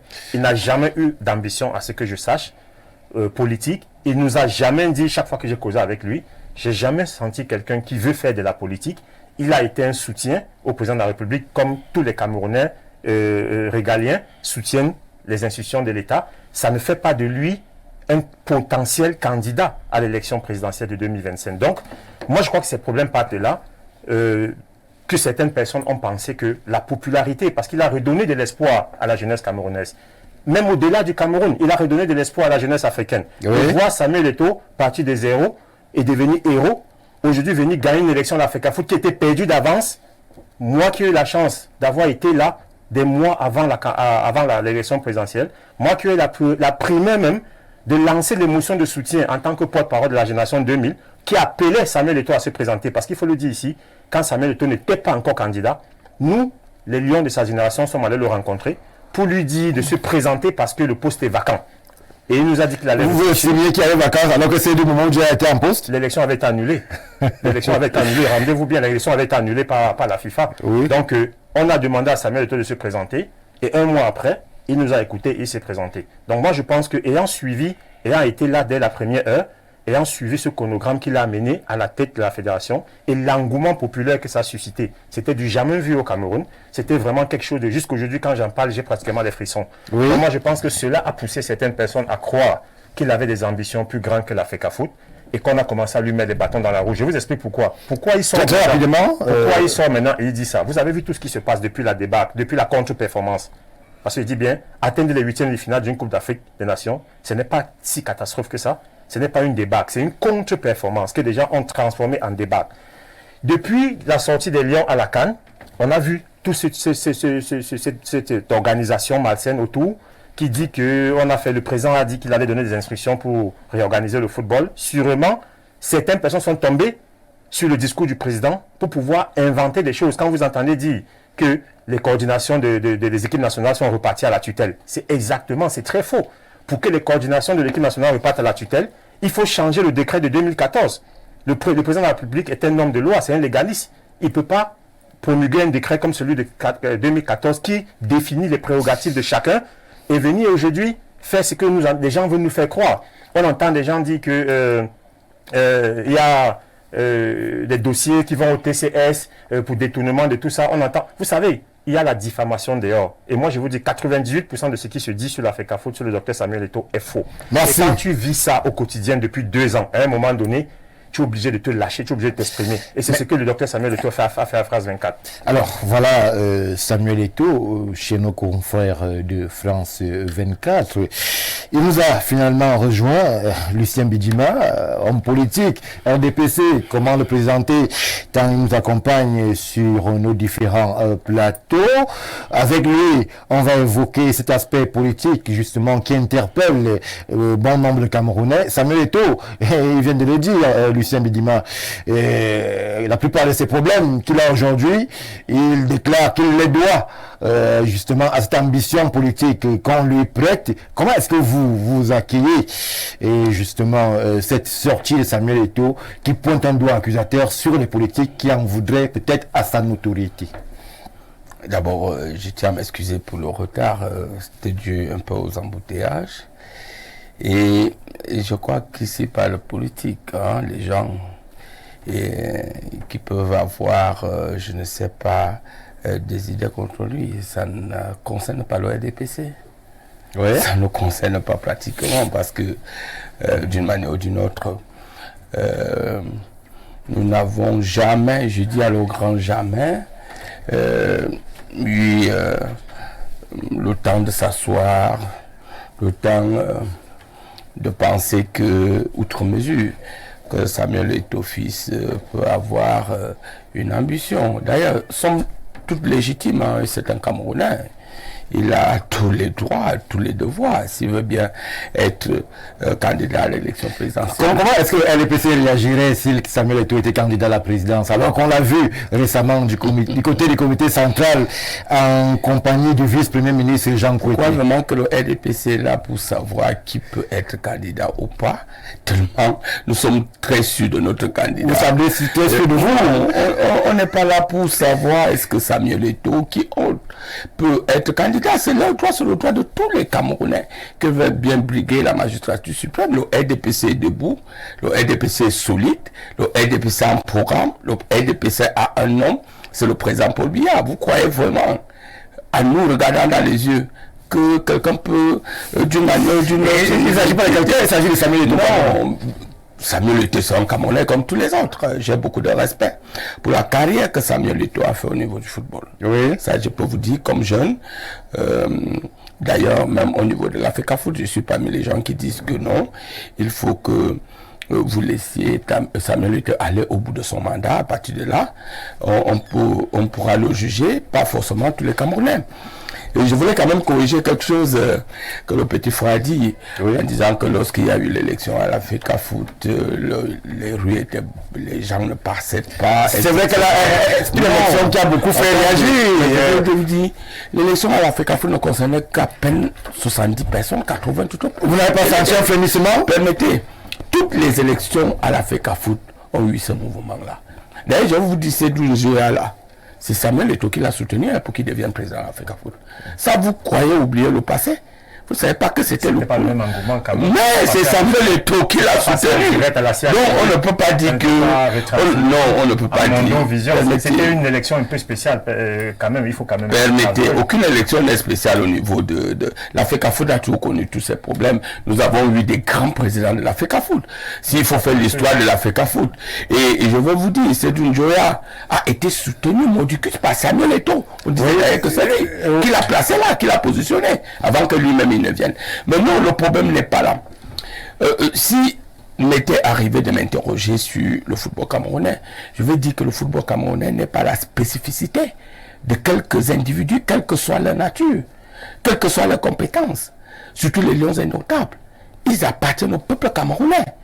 Pourquoi au peuple camerounais? D'abord, c'est quelque chose où votre argent, notre argent, l'argent des impôts, nous y mettons notre argent là-dedans. Oui. D'une manière ou d'une autre, ils ont le droit et le devoir de nous rendre les comptes. Donc, de deux, c'est quelque chose, le football au Cameroun comme une religion. C'est, je peux dire, l'une des rares activités qui essaie de concilier tous les Camerounais. C'est tout à fait normal et naturel que on arrive à avoir une telle passion. D'ailleurs, je vous dis, moi, lorsque Samuel Eto'o était au Barça, le Barça était devenu comme une équipe nationale au Cameroun. Lorsque Samuel Eto'o quitte le Barça pour aller à l'Inter de Milan, tous les Camerounais ont commencé à regarder les matchs d'Inter de Milan. Comme aujourd'hui, ne vous faites pas fi. Tous les Camerounais regardent les matchs de Manchester United parce qu'on en est là-bas. Oui. D'une manière ou d'une autre. Donc, ça suscite quelque chose d'incroyable. C'est quelque chose qui concerne les Camerounais. Mais maintenant, en ce qui concerne les problèmes de gestion, vraiment, je ne peux pas me lancer là parce que moi, je suis un manager bien confirmé. Un manager a un temps d'action, il met en place un plan stratégique et il a des actions et des objectifs à atteindre. Laissons aller jusqu'au bout. Mais s'il faut maintenant, ça c'est la gestion de la FECAFOOT, qui est totalement différente de la gestion des Lions indomptables. La gestion des Lions indomptables, moi je dis à quelqu'un hier, moi je suis dans une activité où il faut analyser l'employeur et le salarié. Mais véritablement, qui est l'employeur? L'employeur, c'est celui-là qui vous donne le travail et qui vous paye le salaire. Mais qui paie le salaire des Lions indomptables? Ou alors qui paie le salaire des coachs des Lions indomptables? Si c'est l'État du Cameroun, ça veut dire que c'est l'État du Cameroun qui est l'employeur, etc. Il faut bien aller dans la spécificité de ça. Merci. Alors je termine en disant rapidement que moi, comme Samuel Eto'o, moi je crois que effectivement c'est un jeune qui a montré beaucoup d'engouement, qui a même suscité beaucoup d'espoir. Il n'est pas le seul, il y a Nganou qui est en train de susciter beaucoup d'espoir pour le Cameroun. Il n'est pas le seul, il y a Onana, il y a Roger Mila. N'oublions pas quand même que jusqu'à preuve du contraire, Roger Mila a été le joueur du siècle en Afrique. Donc il y a tous ces Camerounais qui participent à l'évolution de notre sport, dont il faut féliciter, hommes comme femmes. Et il y a aussi les autres Camerounais sur le plan économique, sur le plan politique, sur le plan audiovisuel. Vous, par exemple, j'apprécie ce que vous faites à Info TV. Il faut féliciter tout le monde qui peut marcher dans le sens de l'évolution de notre pays. C'est le vœu du chef de l'État. Il demande à la jeunesse de se mouvoir. Mais maintenant, on peut avoir des ambitions. Je ne crois pas quand même que nous, dans le RDPC, on a cela. Tout au contraire, on estime que jusqu'à présent, Samuel Eto'o a soutenu le chef de l'État lors de la dernière élection présidentielle. On le considère comme l'un des nôtres. Mais on se dit qu'il faut quand même, ramener cette affaire-là à son expression moindre et de ne pas en faire des choses. Merci, Lucien Bédima. Mesdames, Messieurs, nous allons juste prendre une légère transition. On revient tout de suite après. Retour sur le plateau du Grand Soir. Nous sommes toujours dans ces sphères sportives, politico-sportives, et justement pour en parler encore plus en abondance, nous avons le plaisir d'accueillir sur ce plateau notre quatrième et dernière invité, un visage qu'on ne présente plus sur Info TV, Antoine Awana. Vous êtes expert en sécurité, vous êtes en retard, mais cela est compréhensible. Nous vous disons bonsoir et bienvenue. Bonsoir à vous Stéphane, bonsoir à tous mes copanélistes. Mille excuses pour vos millions de téléspectateurs. Cela a été dû aux raisons indépendantes de ma volonté, mais plutôt de la pluie et des embouteillages. À Yaoundé, surtout que c'est l'heure de pointe, sortie des classes et tout ça. Bon, Yaoundé étant ce qu'elle est, elle n'a de route que de nom. Alors là, je crois qu'on a essayé de faufiler. Oui. Pour arriver. Vous avez bien faufilé quand même. J'ai beaucoup faufilé. C'est-à-dire partir de soi pour me retrouver à Essos. Après Essos, c'est la pause centrale. Après la pause centrale, on rebuffe par rapport à, comment vous appelez ça, Mvombi. Oui. Pour arriver ici. C'était vraiment la gymnastique. Donc, je m'en excuse. Alors, en ce qui concerne la thématique. Oui, vous arrivez au moment où on épilogue sur cette probable ambition politique supposée ou inventée, factice ou réelle de Samuel Eto'o. Il était chez nos confrères de France 24, justement, il est revenu sur tout ce qui circule autour de sa personne et il a précisé que toutes les difficultés auxquelles il faisait face aujourd'hui étaient inhérentes à cette ambition politique que beaucoup lui prêtent. Est-ce que vous, Antoine Awana, analyste, s'il en existe, vous comprenez qu'on puisse, sous le couvert d'une quelconque ambition, mettre en difficulté un compatriote qui a en charge le football au Cameroun? C'est une farce, il faut le dire a priori. Vous savez, les histoires de football, que ce soit dans le monde entier ou au Cameroun en particulier, c'est la grosse mafia. Lorsque cet enfant arrivait, je me suis posé une question sociologique simple. Qu'est-ce qu'il vient chercher encore là? Mais c'est un footballeur. Alors c'est un footballeur d'accord. Mais le footballeur de son état, de sa posture, qu'est-ce qu'il vient chercher? Qu'est-ce qu'il est venu chercher à la FECAFOOT? Étant entendu que cette maison est une grosse mafia, elle ne changera pas. Tous les présidents, j'ai dit tous les présidents qui sont passés là, comment vous les appelez, tout ce monde-là, Vincent Mohamed et tout ça, c'est la grosse mafia. Alors, les intérêts sont là et c'est divergent. Et ce sont des gros intérêts. Lorsque vous venez dégarnir l'écosystème vrai de cette mafia-là au football, j'ai dit que toutes les flèches empoisonnées ou non empoisonnées seront ruées vers vous. Et c'est ce que tu n'as pas compris dès le départ. Les gens vivent dans la mafia. Non, mais la mafia. À un moment donné, vous savez, quand vous entrez dans la mafia, vous ne sortez pas vivant. Quand vous entrez dans la mafia, vous ne sortez jamais vivant. Rien, on laisse la mafia. Alors, la mafia est là, elle est voulue. Elle est une mafia d'État. Elle est entretenue. Ils ont est bien entretenue. J'ai suivi votre. Monsieur Bidima, qui il est dans le domaine du football, il en sait plus long que nous autres. Les dessous secrets de cette histoire-là, quelles que soient les circonstances, je vous dis que le ciel sera toujours bleu. Le ciel ne changera jamais de couleur, ni la mer. La mafia reste là. Lorsque vous venez toucher aux gros intérêts, mais on vous avale. Mais il est même, c'est un monsieur un peu très caïd, sinon il serait parti depuis. Alors, comment est-ce que vous analysez le fait qu'il déclare que tous ces soucis actuels sont inhérents au fait qu'on lui prête, c'est l'expression, une ambition politique, alors que lui, il ne s'est jamais prononcé dans ce sens-là et que... Eto'o même n'est pas humainement bon. Il ne faut pas qu'il raconte des balivernes. C'est ce que vous dites sur ce plateau. C'est ce que j'ai dit et j'assume. Il n'est pas humainement bon. Eto'o n'est pas humainement bon. Non, c'est un trouble fait. Il faut... nous connaissons notre petit frère, on le connaît très bien. On le connaît très bien, c'est un triple fait. Alors, il n'est pas humainement bon, par conséquent, le groupe qu'il a constitué là-bas à l'Africa Food n'est pas aussi humainement bon. Résultat de compte, tous les problèmes qu'il a là. Il raconte des histoires. Suivez un peu, si vous pouvez, vous êtes un journaliste d'investigation, allez un peu l'interview qu'il avait accordée à Jeune Afrique. Oui. Quand il soutenait Paul Biya en 2018. Alors, il a dit, il était en Turquie, dans sa grosse piscine, les pieds trempés dans l'eau. Il passait une interview. Par rapport à cette histoire, s'il vous plaît, j'ai le ventre plein. Laissez-moi un peu sortir tout ce qu'il y a dans sa bonne piscine. En Turquie, est-ce que je mens? En Turquie. On lui a parlé de cette histoire, il a dit qu'il peut suivre, il a mis George Weah, et il peut suivre les traces de Weah, pourquoi ne pas devenir président? Encore, je l'ai lu concède. C'est un citoyen camerounais. Il est citoyen camerounais. Il a tous ses droits, il est politique, il peut nourrir des ambitions présidentialistes ou présidentielles. Ça, c'est son droit le plus absolu. Mais je vous dis, il ne faut pas qu'il raconte des histoires, parce qu'il est maintenant dos au mur, il dit qu'on lui prête, qui lui prête les ambitions politiques. On a vu des flyers circuler sur les réseaux sociaux où on annonçait une probable candidature pour 2025 de Samuel Eto'o. Il n'y a point de fumée sans feu.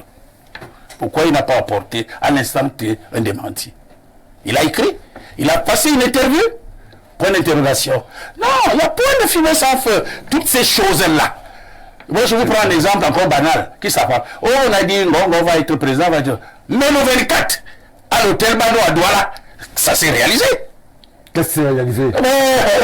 Un mouvement de ngongoïstes qui n'a pas été... Non, Stéphane, j'ai dit que mon ventre est plein. Non, laisse-moi essayer de sortir les choses. Allons doucement. Alors, nous allons doucement. Alors là-bas, tout le monde disait, on spéculait. Est-ce que c'est vrai? Est-ce que ce n'est pas vrai? Mais le 24 février, ça a été vrai. Ah oui, qu'est-ce qui a été vrai? Le mouvement ngongoïste qui nourrit les ambitions. Assumé par qui? Le secrétaire général. Il ne l'a jamais dit. Il n'a jamais dit. Il n'a jamais dit. Allons-y doucement. Il n'a jamais dit qu'il est. Mais vous savez, sur ce plateau, on le dit. Il y a ce qu'on appelle, je vous dis, je cite souvent le feu président Sékou Touré. Oui. Il faut considérer l'homme par ce qu'il dit. Il faut aussi le considérer par ce qu'il fait. Si vous constatez une opposition entre le fait et le dit, eh bien, considérez le fait. Moi, je considère le fait.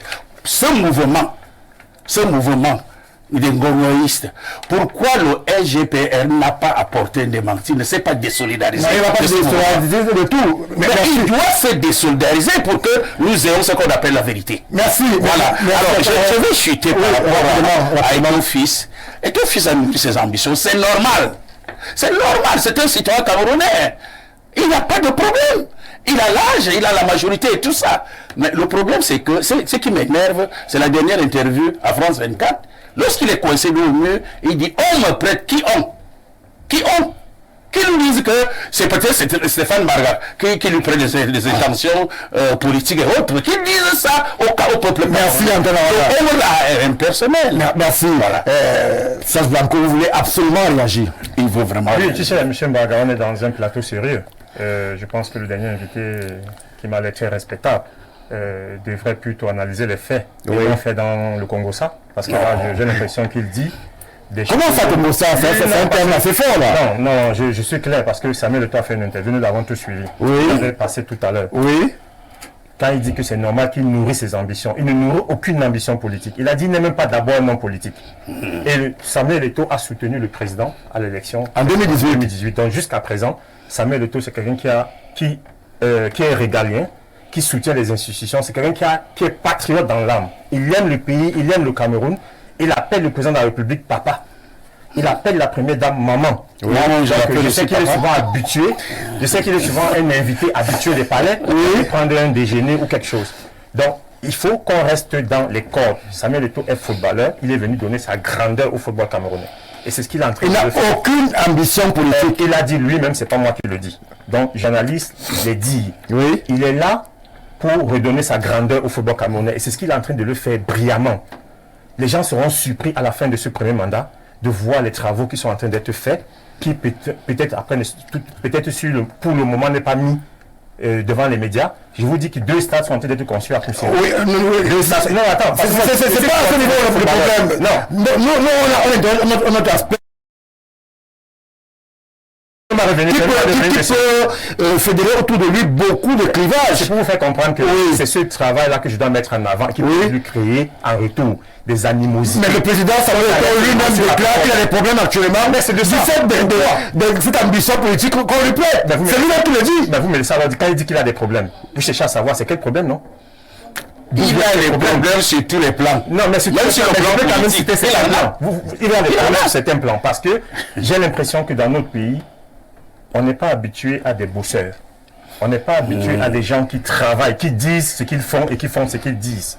Et Samuel Eto'o a ramené ça dans notre milieu médiatique, politico ou sportif. Oui. Parce que, comme il a dit, il ne faut pas oublier que le sport est très politique. Je vous ai dit tout à l'heure que le président de la République, son Excellence Paul Biya, est le seul chef d'État qui, au monde, a gagné 5 Coupes d'Afrique, et Jeux Olympiques, et atteint les quarts de finale de la Coupe du Monde. Le chef de l'État est le premier sportif camerounais qui, sans lui, le football camerounais ne serait pas là où il est aujourd'hui. Et c'est pour ça que vous voyez le décret de 2014. Attention. Qui est, je vous le dis bien, Aïdjo, 27. Non, allons-y.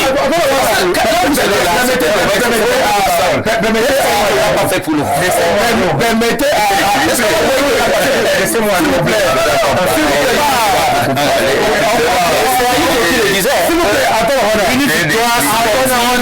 Et d'abord, une victoire politique. Vous vous souvenez? AS Belima. Donc, si vous permettez une seconde, je ne crois pas que nous sommes venus ici pour faire la campagne de Samuel Eto'o ou quoi que ce soit. Oui. Ici pour les problèmes qui concernent les Camerounais. Vous l'avez dit. Vous l'avez dit. On est en train de sortir. Serge Blanco, allez-y. Il y a plusieurs thématiques dans l'émission et quand on sortira de celle-ci pour aller dans une autre. Je dis bien ici, et je pèse mes mots, les victoires du football camerounais, allez voir de quelle année ça commence jusqu'à aujourd'hui. Et aller voir qui était président de la République. Donc, c'est pour ça que je dis la sagesse du président de la République a fait que, à un moment donné, il a compris qu'il fallait vraiment réglementer et ce domaine footballistique, ce domaine sportif. C'est pour ça qu'il promulgue le décret de 2014 qui spécifie les compétences de chacun. Parce que, comme il a dit tout à l'heure, M. Bidima, le football est financé par l'État. Si le football n'avait pas été financé par l'État, je suis persuadé qu'on serait aujourd'hui dans les situations de Nambudo, handball, les basketball et tout ça, qui traînent et qui n'ont pas de moyens. En revanche, l'Afrique c'est une association. Si le football est financé par l'État, c'est normal que l'État ait un droit de regard. Oui. La tutelle a un droit de regard. Tout à fait. Donc, les compétences sont définies et aujourd'hui, nous pensons que si chacun était resté dans son domaine, si le décret de 2014 avait été respecté, on n'aurait pas, le Samuel Eto'o ne serait pas en train de dire aujourd'hui que mes problèmes viennent du fait qu'on me prête des intentions. Parce que chacun aurait fait son travail dans son domaine selon ce que spécifie la loi de 2014. Mais certains veulent outrepasser leur domaine, la compétence technique qui revient à la FECAFOOT, la tutelle, ou ailleurs on veut choisir des coachs, alors que ce n'est pas le cas. La tutelle qui met de l'argent, ou la présidence qui met de l'argent et qui a un droit de contrôle, et qui ne plaît pas peut-être à certains, je peux dire que ce soit la tutelle ou autre, ils pensent que la FECAFOOT doit gérer le volet administratif et technique, et eux, ils doivent gérer le volet financier. Alors que l'un va avec l'autre. Vous ne pouvez pas avoir une maison et que vous devez habiter, et que la télévision, la télécommande est tenue par votre voisin qui habite derrière votre maison. Donc, il faudrait que certains hommes politiques, ou bien que même la tutelle, je peux le dire, comprennent que chacun doit rester dans son domaine de compétences et laisser l'autre travailler. Merci. Sinon, on n'arrivera jamais. Merci. C'est très important. Non, ce n'est pas, écoutez, ce n'est pas la présidence. Non, il faut corriger ça. Oui, bien sûr. La présidence n'est pas différente de la tutelle. Écoutez, on parle du ministère. Ce n'est pas, il a dit, la présidence met l'argent. Oui. La tutelle, ce n'est pas comme ça que ça marche. Ce n'est pas comme ça que ça marche. Moi, si vous permettez une expertise, moi j'ai contrôlé plusieurs fois la FECAFOOT. Il a dit quelque chose. C'est l'État qui met de l'argent. Écoutez, c'est pas le ministère qui met de l'argent. Exactement, fondamentalement. Non, quand vous ne pouvez pas dissocier l'État au ministère. Je vous dis, la FECAFOOT a deux sources de revenus. moi j'ai contrôlé la FECAFOOT, 2 sources de revenus. Il y a ce qu'on peut appeler les ressources déléguées. Ces ressources déléguées viennent de l'État via le ministère de la tutelle. Est-ce que vous comprenez? Ça veut dire quoi? C'est à ce qui concerne les lions, à ce qui concerne le coach, à ce qui concerne certains nombres d'allocations. Le ministère de la Jeunesse des Sports. Lorsque nous parlons, Les ressources de l'État viennent du ministère des Finances. écoutez, non, c'est C'est mis à la disposition. Alors, pourquoi faire mise à la disposition? C'est parce que c'est vous-même qui créez les problèmes. Vous voulez dissocier le ministère, parce que vous avez des problèmes. Ce qui n'est pas vrai. Vous voulez dissocier le ministère des Sports au ministère des Finances, à la présidence de l'État et du ministère des Sports. Mais le met à la disposition de ces autres. dans quel budget? Le budget de qui? Le budget de l'État. Non, le budget de qui? Le budget de l'État. C'est le budget du ministère des Sports.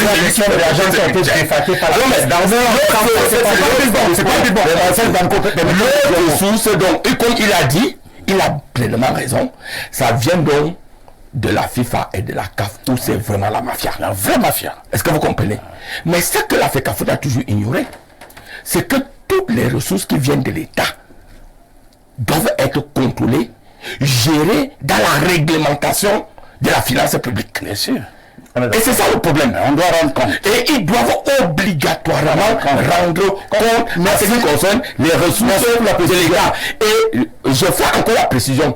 Ça ne devrait pas être vous qui êtes les communicants de la FECAFOOT. Non, l'État n'est pas dissocié des ministères.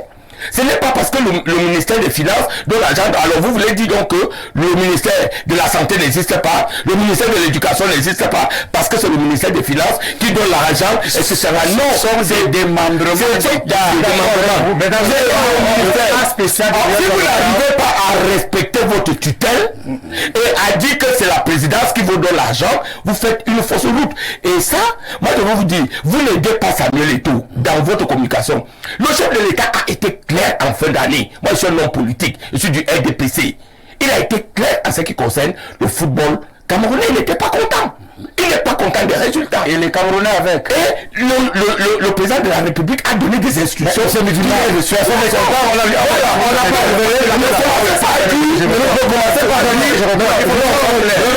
pas dit qu'il a donné la parole. C'était attendez, il n'est pas dit qu'il est mécontent de Samuel Eto'o. Samuel Eto'o gère la FECAFOOT. C'est différent. Il n'a pas aimé les résultats de la Côte d'Ivoire. C'est le la donne-moi 30 secondes. Je vous donne 30 secondes avant il n'y a pas de problème ici entre discussion entre FECAFOOT et le ministère des Sports. Donc je vous le dis bien encore. Le couloir qui se fait en ce qui concerne les liens indomptables sur le plan financier, c'est ceci. L'État met l'argent à la disposition du Trésor public via le ministère des Finances pour gérer les lions. Une fois l'argent au Trésor public, il y a un contrôleur du ministère des Finances.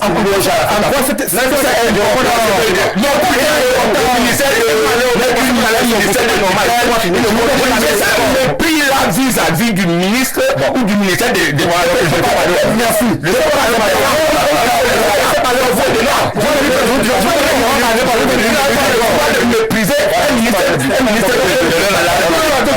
Je laisse des partages. Ok, je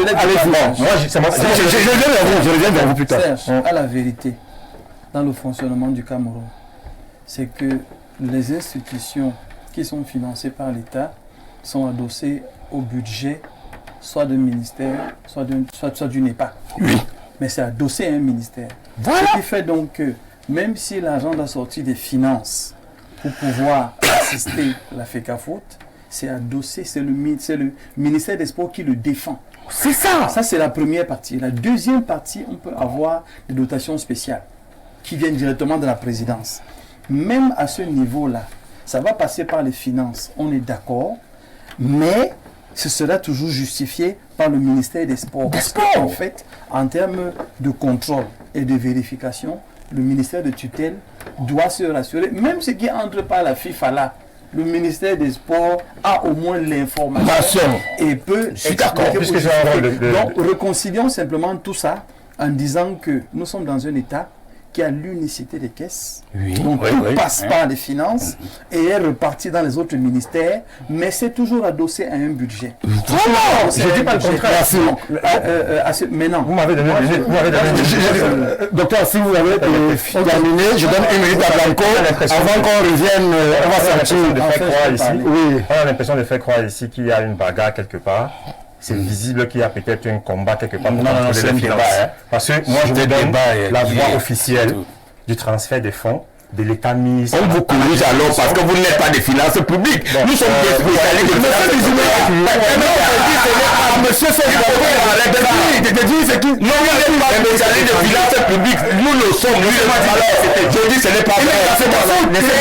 Laissez-moi dire mes faussetés. Laissez-moi Vous les deux pas saluer les taux en faisant ça, en faisant comprendre comme si le ministre des rapports de fonds, etc. Cette procédure, il vient de te dire que c'est adossé à un budget. c'est de dire qu'il y a une procédure, mais elle est adossée. Oh là là. Laissez-moi aussi expliquer la procédure. Allez-y, Serge Blanco. Laissez-moi.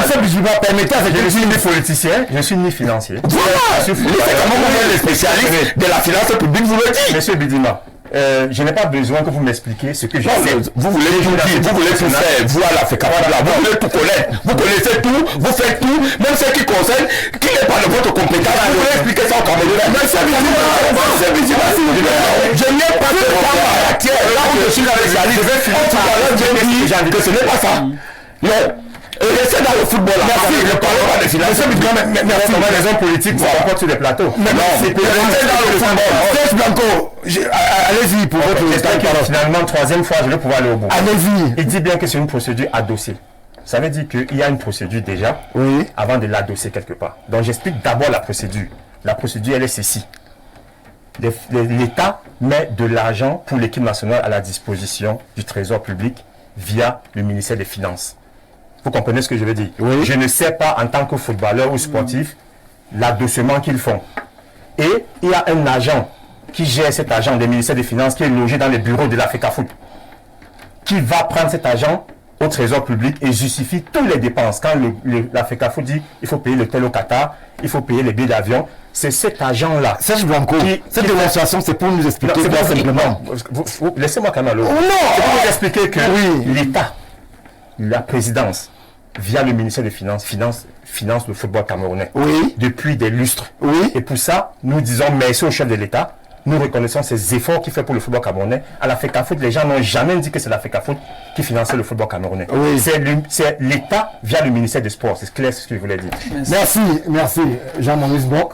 Alors, moi, je vais parler d'autre chose. La première chose, c'est ces fameuses motions de soutien. J'ai dit ministère des Sports, pardon, je voulais dire ministère des Finances à la fin. Bon, Excusez-moi. ces on vous a fameuses compris. motions de soutien. Voilà. Vous vous souvenez qu'il y a eu des marafistes, Oui. il y a eu des mebaristes, Oui. des gens qui ont toujours se sont levés comme ça un jour. Vous savez, un homme politique est comme une star, et parfois les stars ont des fans. Comme M. Bijima, c'est une star. C'est une star, M. Bijima, Je c'est devrais une star. pas laisser le temps de parole. Ce qui fait Il donc, faut respecter le temps de ce parole. qui fait donc il y a des gens qui se lèvent et qui créent des fan clubs. Oui.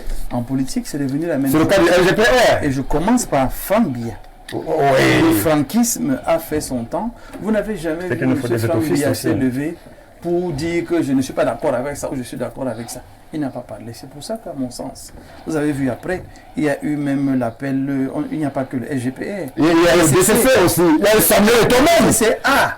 Parce que même Babou qui aussi a été mis dedans. Oui. Et puis après, il y a eu Samuel Eto'o. Pour le football, hein. Non, pour la présidence, Serge Blanco. On a vu des affiches. C'est les gens qui... On a vu des affiches pour. Je vous l'envoie à Serge Blanco. L'émission est terminée. Ce que j'essaie de dire, Samuel Eto'o est footballeur, il n'est c'est pas que politicien. moi, je n'attends pas de ces hommes Et le soutien d'État, de ces hommes président de la politiques, République.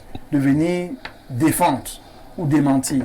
Parce que c'est un peu devenu l'habitude de certains apprentis sorciers, comme le père lui-même les appelle, qui peuvent se lever aujourd'hui et décider que M. Bidima, sa façon de parler là, il doit avoir un projet et ils se lèvent, ils vont créer un fan club, parfois même sans lui poser la question, Oui. pensant qu'il va saisir La balle au bon. la balle au bon. Donc ça, c'est un volet. Il y a même, docteur, avec votre permission, même le chef de l'État, pour lui, c'est des sondages. Ce sont des sondages. Bon, là, je vous dis comment ces choses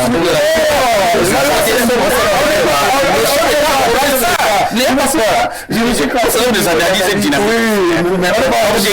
Même M. Biya, on n'a pas la tête du chef de l'État. José, ceux qui sont pour lui et ceux qui ne sont pas pour lui, ça compte de popularité.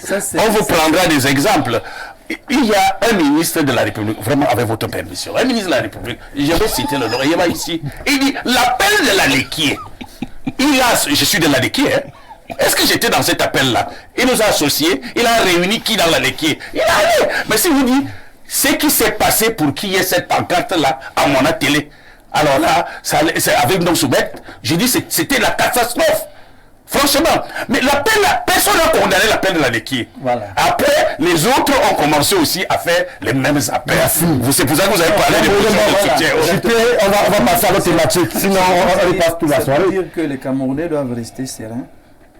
Les élections, c'est l'année prochaine. Oui. Et le président lui-même disait que l'élection est certaine mais lointaine. Elle est certaine, elle est lointaine. Revenons au cas Samuel Eto'o. Moi, je refuse de supputer autour de ce qui peut être pensé. Il a dit, et je pense que lui, il a dit. Il n'a pas d'ambition politique. Il n'est pas là pour être président de la République. Il n'a pas un destin à Jean Joya. Il a soutenu le président en 2018. Il se réserve de le soutenir en 2025. Il ne faut pas qu'on en fasse un problème. Je vous ai dit, le problème du Cameroun, il est souvent même mystique. Parce qu'on vous montre la ligne, vous regardez le doigt. Là, nous sommes dans une affaire de football camerounais. On connaît ceux qui a besoin d'une cure profonde. Et les deux aînés arrivent et ressortent un autre paramètre qui est important, mais en même temps dangereux. La mafia qu'il y a derrière.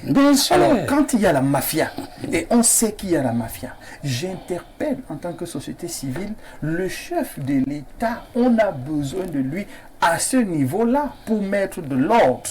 Parce que, je dis encore, que si le président de la République a pu mettre de l'ordre dans l'armée, on a une des meilleures armées au monde aujourd'hui par rapport à ses réformes et à tout ce qu'il a fait. Si le chef de l'État a pu mettre sur pied une machine comme le RDPC, qui est présente partout dans cette nation. Une technostructure, vous lui dit. Non, vraiment, dans le débat, on ne sortira pas. Les faits d'armes du chef de l'État sont évidents, ils sont constants. On l'interpelle donc pour la question football. Qu'il n'y ait pas de chasse aux sorcières à la FECAFOOT. Qu'il n'y ait pas de gens qui veuillent tirer sur Samuel Eto'o parce qu'il a déniché un nid à je ne sais pas trop quoi et les gens font n'importe quoi. Mais en même temps, que ceux qui sont autour de Samuel Eto'o lui donnent les conseils justes. Merci. Que ceux qui sont autour de Samuel Eto'o. Laissez-moi finir. Vous avez fini.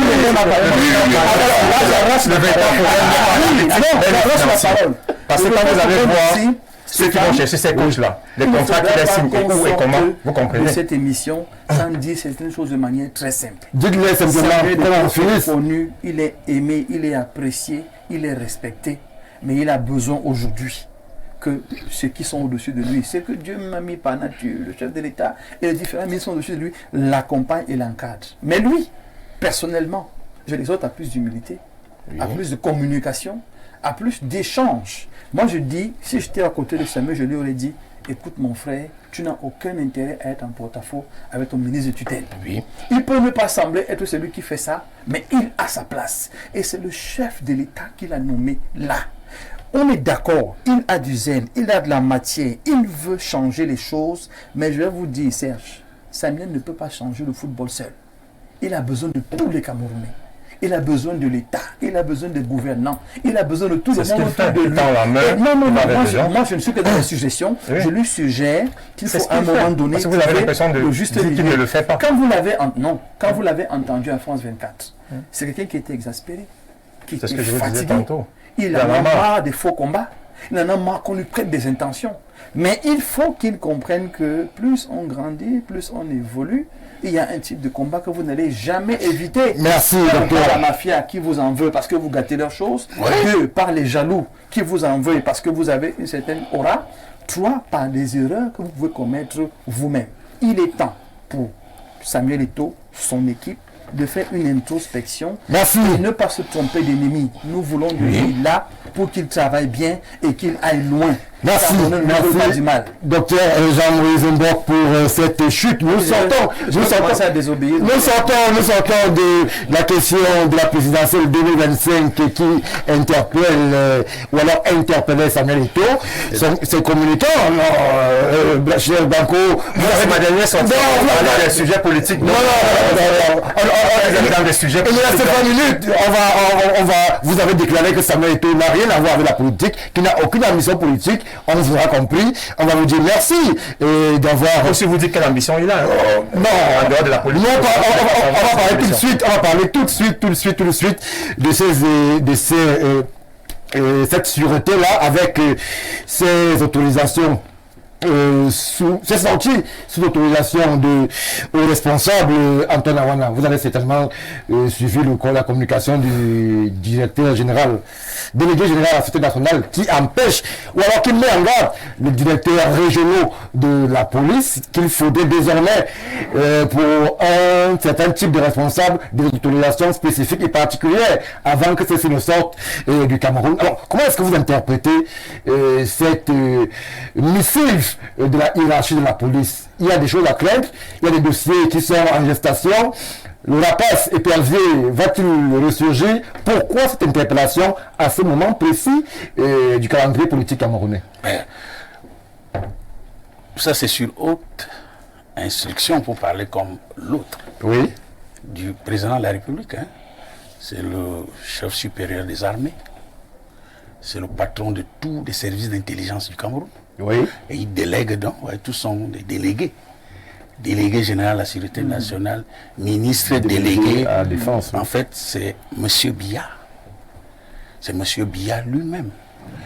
Et en matière de sûreté, de sécurité, parce qu'il ne faut pas laisser la sûreté et parler de la sécurité, parce que la sécurité, c'est l'absence de danger. Alors quand on parle d'absence de danger, ça veut dire qu'il y a un danger qui plane. Et nos délégués, mieux que quiconque, sait où se trouve le danger et qui constitue ces dangers-là. Les renseignements, il faut faire un distinguo net, comme j'aime souvent à le dire, entre les renseignements généraux, les renseignements militaires stratégiques et les renseignements de la police. Voilà. Dans la police, ces renseignements s'étendent aussi au niveau du ministère de l'Intérieur, avec des BRQ, des bulletins de renseignement quotidiens. Parce qu'on commence à amasser un certain nombre de renseignements sur la personne cible. Et puis maintenant, on met ces renseignements-là à la disposition de la personne la mieux indiquée qui va les exploiter et qui peut agir. Lorsque le délégué général de la Sécurité nationale prend cette décision-là, c'est en connaissance de cause. Vous avez actuellement, le président l'a dit lors de son discours, et il le dit toujours, que les gens vont rendre gorge. Tout ce qui font la prévarication de la fortune publique doivent rendre gorge. Et je vous prends des exemples palpables.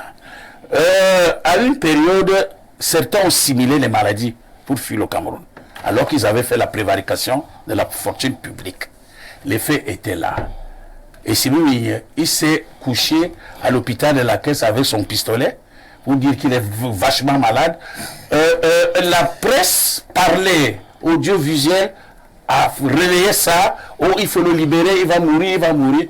Dès que le président a donné le feu vert, il s'est retrouvé aux États-Unis. Il a commencé à insulter et le Cameroun et les Camerounais et M. Biya. Et à l'autre, le fils de Fotio, il est au Maroc. Il se pavane là-bas. L'ancien premier ministre Chief Enoni est en France. On le sait. Et les autres. Maintenant, c'est Hollande qui vient à la rescousse de Marafa pour dire qu'il a une péritonine sévère au niveau de l'œil droit et qu'il faille le libérer. Or, il a été condamné pour ces histoires-là, 25 ans d'emprisonnement ferme. Il en a déjà fait peut-être 12. Tout ce qu'il reste à M. Marafa, c'est de demander la grâce présidentielle. Et je souhaite que cela se fasse et que Biya ait ce qu'on appelle la grandeur d'âme pour le libérer, pour des raisons d'apaisement et autres.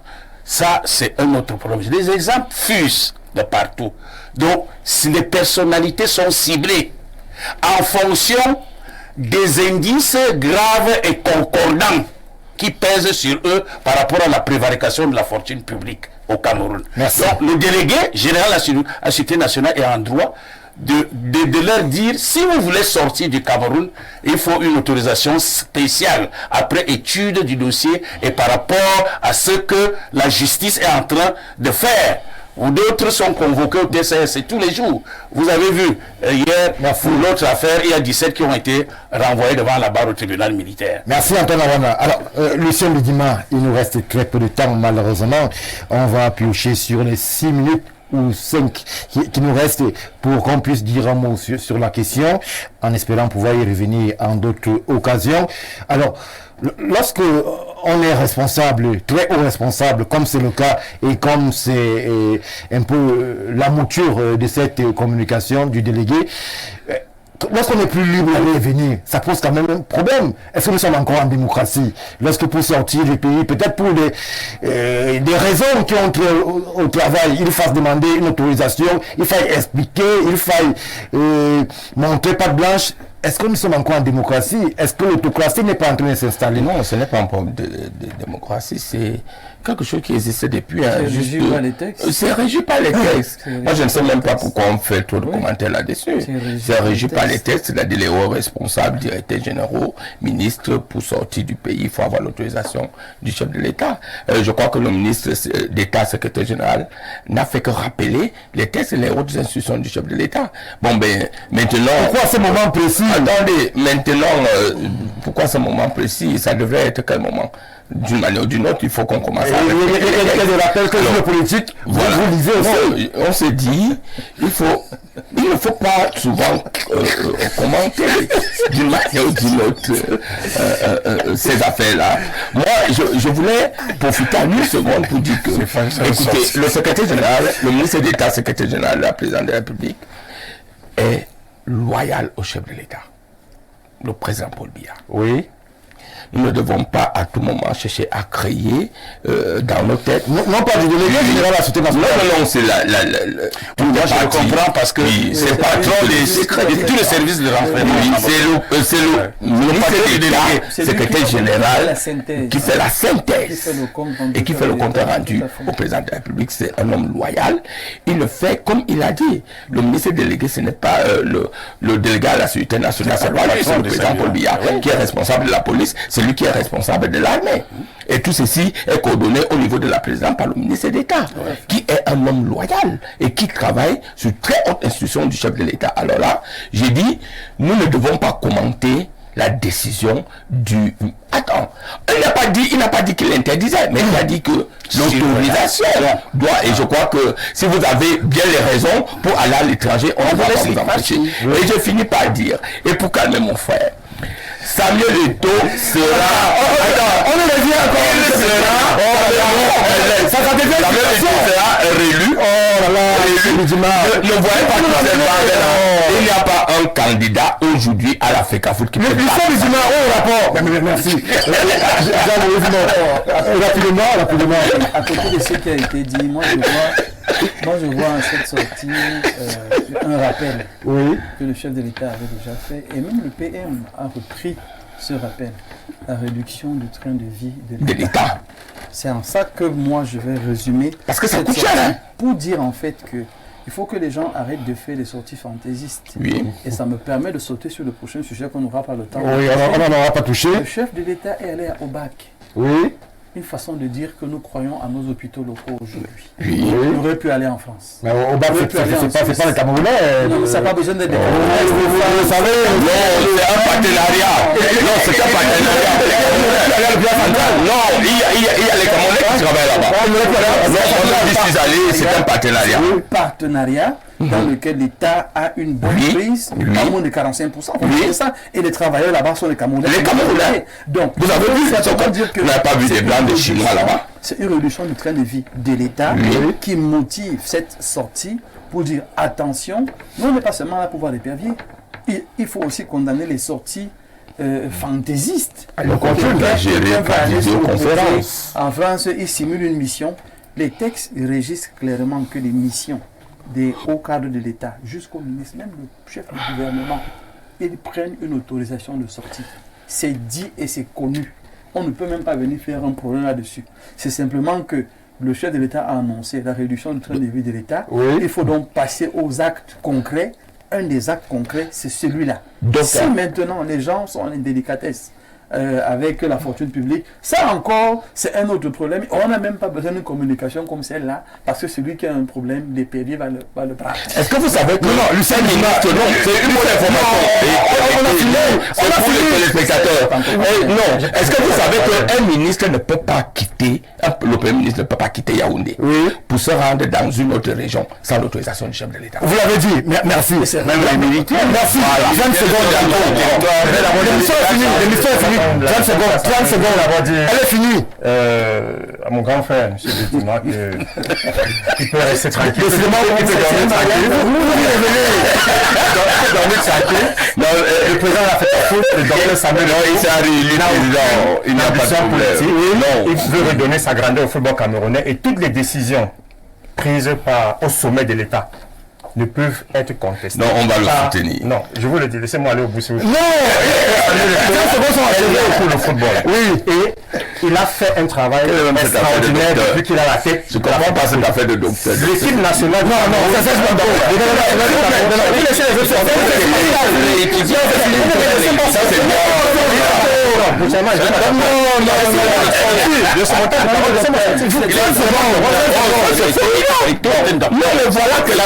c'est non, mais je dis que s'il vous plaît, l'émission est finie. On s'en va sur moi, je pense. On va couper. Pourquoi on me laisse pas 20 secondes. 20 secondes.